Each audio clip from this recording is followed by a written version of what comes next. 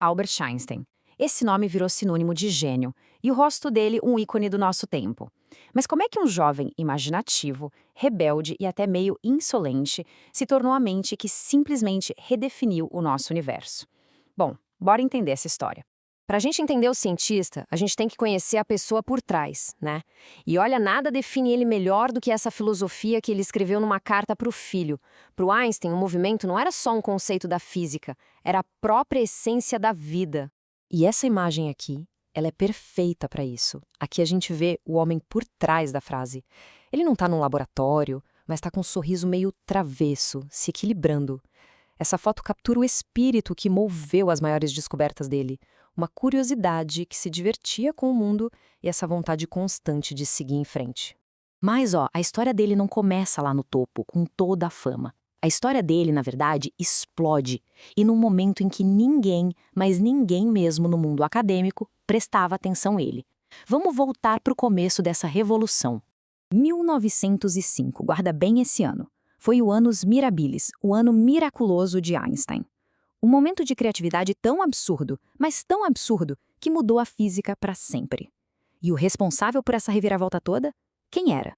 Pois é, não era nenhum professor famoso de uma universidade de prestígio, não. Era um examinador de terceira classe lá no escritório de patentes da Suíça. Pensa só, um cara de 26 anos que, nas horas vagas, estava simplesmente reescrevendo as leis do universo.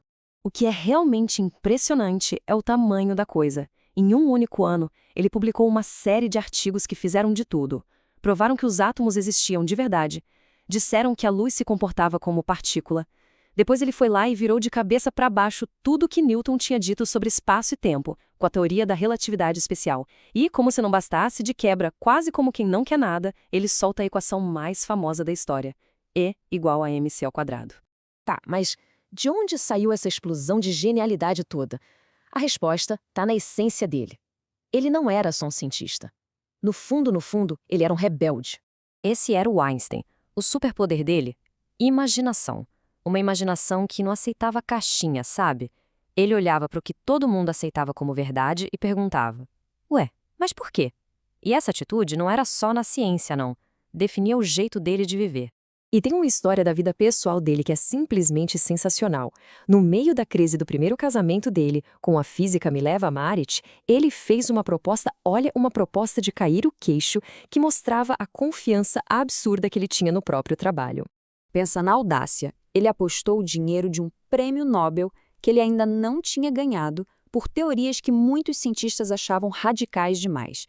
A Mileva aceitou o acordo e, anos depois, ele ganhou o prêmio e cumpriu a promessa. Ou seja, a vida pessoal e a ambição científica dele eram uma coisa só, tudo misturado. Ok, mas como essas ideias geniais tomavam forma? Não foi num laboratório cheio de equipamento caro. Foi tudo dentro da própria mente dele, usando uma ferramenta poderosa que ele chamava de experimentos mentais. Essa foi a pergunta que o Einstein se fez quando era só um adolescente.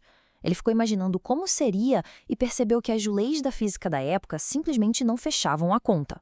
Essa pergunta, essa imagem mental, foi o ponto de partida para a teoria da relatividade especial. E aqui vai outra.